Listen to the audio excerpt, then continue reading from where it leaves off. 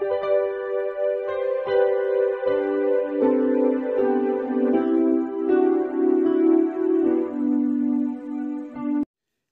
Students, প্রথমেই UK educational টিপসের পক্ষ থেকে তোমাদের সকলকে স্বাগত জানাই। 2024 সালের এবিটিএ টেস্ট পেপারের এসসি 89 পেজের বায়োলজি অর্থাৎ জীববিদ্যার এমসিকিউ এবং এসএকিউ এর সমাধান আজকের ভিডিওতে দেওয়া হয়েছে। সুতরাং ভিডিওটির শুরু থেকে শেষ পর্যন্ত প্রত্যেকটা প্রশ্নোত্তর গুরুত্ব সহকারে লক্ষ্য করো এবং তৈরি করে নাও। এই পেজে বেশ কয়েকটি নতুন নতুন প্রশ্ন আছে, সেগুলি তোমরা লক্ষ্য করো।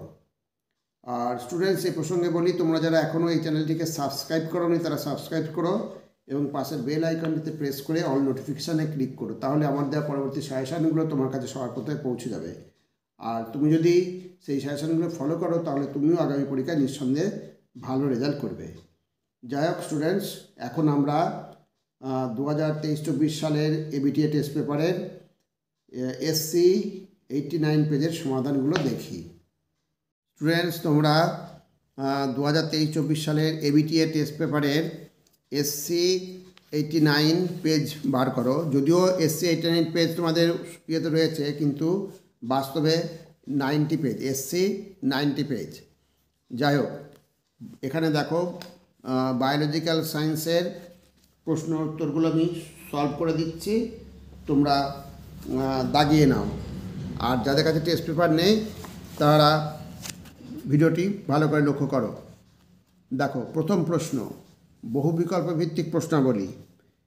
প্রতিটি প্রশ্নের বিকল্প উত্তরগুলির মধ্যে থেকে সঠিক উত্তরটি বেছে নিয়ে লেখো। এখানে 14টা প্রশ্ন আছে, 1 নম্বরের 14-14। দেখো, কোন প্রাণীর ক্ষেত্রে অপুংজনি দেখা যায়? এখানে সঠিক অ্যান্সার হচ্ছে সবগুলি। এখানে যে কটা প্রাণী সবকটাই হচ্ছে কি অপুংজনি দেখা যায়। নেক্সট, এমটিপি পদ্ধতিতে কতদিন পর্যন্ত সুরক্ষিত? এমটিপি পদ্ধতি সুরক্ষিত থাকছে 12 সপ্তাহ, অতএব অপশান বি হচ্ছে সঠিক অ্যান্সার। পরবর্তী প্রশ্ন দেখো, টেট্রাডাইনেমাস পুংস্তবক কোন উদ্ভিদের বৈশিষ্ট্য? টেট্রাডাইনেমাস পুংস্তবক এখানে এই অপশান সি মূলো, এই মূলোর হচ্ছে সঠিক অ্যান্সার। এই নেক্সট প্রশ্ন দেখো, 4 নম্বর, মানুষের এবিও রক্তের গ্রুপ গঠনের কারণ হলো মাল্টিপল অ্যালিল, এটাও ঠিক। সহপ্রকটতা, এটাও ঠিক। অতএব অপশন ডি হচ্ছে এ ও বি উভয়, এটা সঠিক অ্যান্সার। নেক্সট, ডিএনএ টেমপ্লেটে কোডিং তন্ত্রীর নিউক্লিওটাইড সজ্জারীতি যদি EACGAT হয় তাহলে mRNA-তে নিউক্লিওটাইড সজ্জারীতি হবে। mRNA-তে নিউক্লিওটাইড সজ্জারীতি হবে, এখানে অপশন বিটা হবে সঠিক অ্যান্সার। নেক্সট প্রশ্ন, কুমড়োর আকর্ষ ও বোগেনভেলিয়ার কণ্টক কোনটির উদাহরণ? এটা হচ্ছে সমসমস্ত অঙ্গ, অতএব অপশন সি হচ্ছে সঠিক অ্যান্সার, সমসমস্ত অঙ্গ। এবার পরবর্তী প্রশ্ন, টুয়াং বেবি হলো এখানে পিকিং মানুষ, রামাপিথেকাস, অস্ট্রালোপিথেকাস, এই অপশন ডি হচ্ছে সঠিক অ্যান্সার, অস্ট্রালোপিথেকাস। নেক্সট, টাইফয়েড জ্বর নির্ণয়ের জন্য কোন পরীক্ষাটি করা হয়? টাইফয়েড জ্বর নির্ণয়ের জন্য ওয়াইডাল পরীক্ষা করা হয়, অতএব এখানে অপশন এ হচ্ছে সঠিক অ্যান্সার, ওয়াইডাল পরীক্ষা করা হয়। এবার পরবর্তী প্রশ্ন দেখো, নিম্নলিখিত কোনটি মোষের ব্রিড? মোষের ব্রিড হচ্ছে সুরতি, অতএব এখানে অপশন এ হচ্ছে সঠিক অ্যান্সার।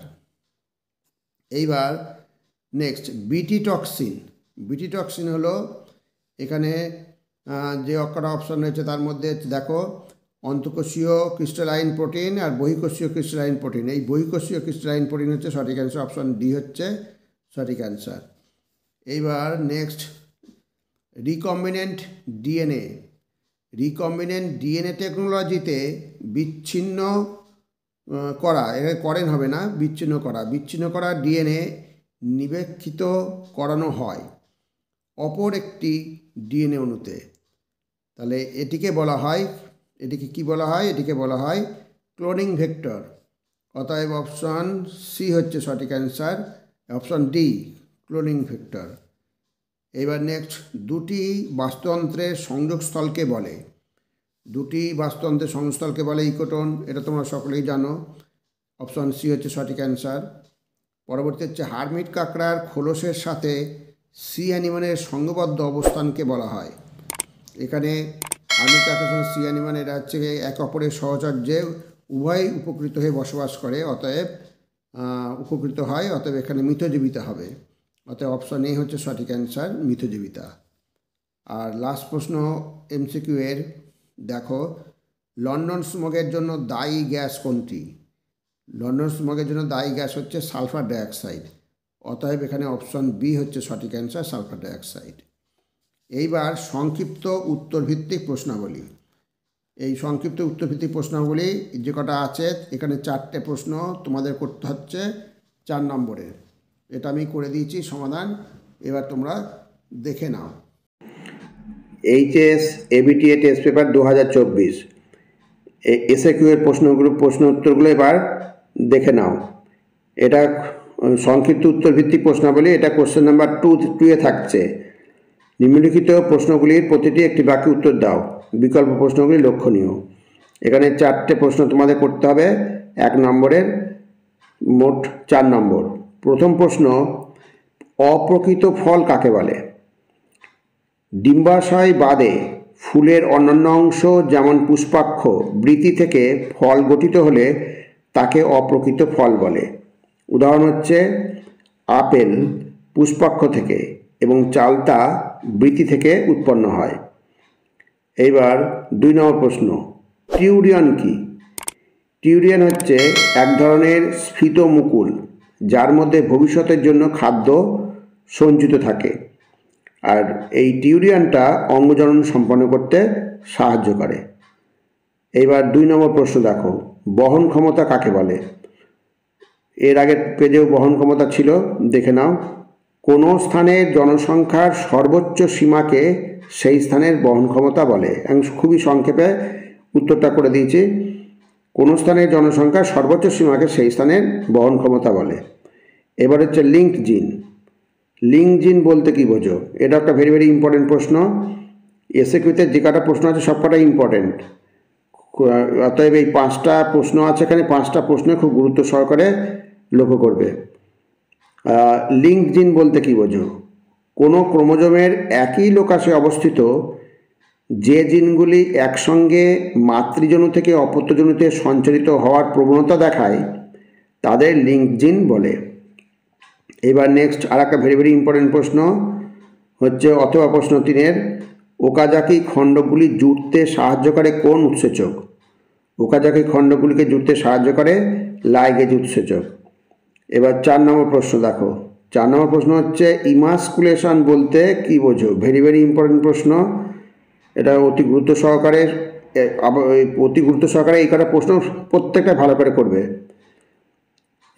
দেখো, ইমাস্কুলেশন যে পদ্ধতিতে স্ত্রী জনিত্রী রূপে চিহ্নিত উদ্ভিদের উভলিঙ্গ ফুল থেকে পরাগধানীর বিদারণ অর্থাৎ অপসারণ ও পরাগরেণুর বিস্তারের আগেই পুংকেশরগুলিকে অপসারণ করা হয় বা পরাগরেণুকে নিষ্ক্রিয় করা হয় তাকে ইমাস্কুলেশন বলে।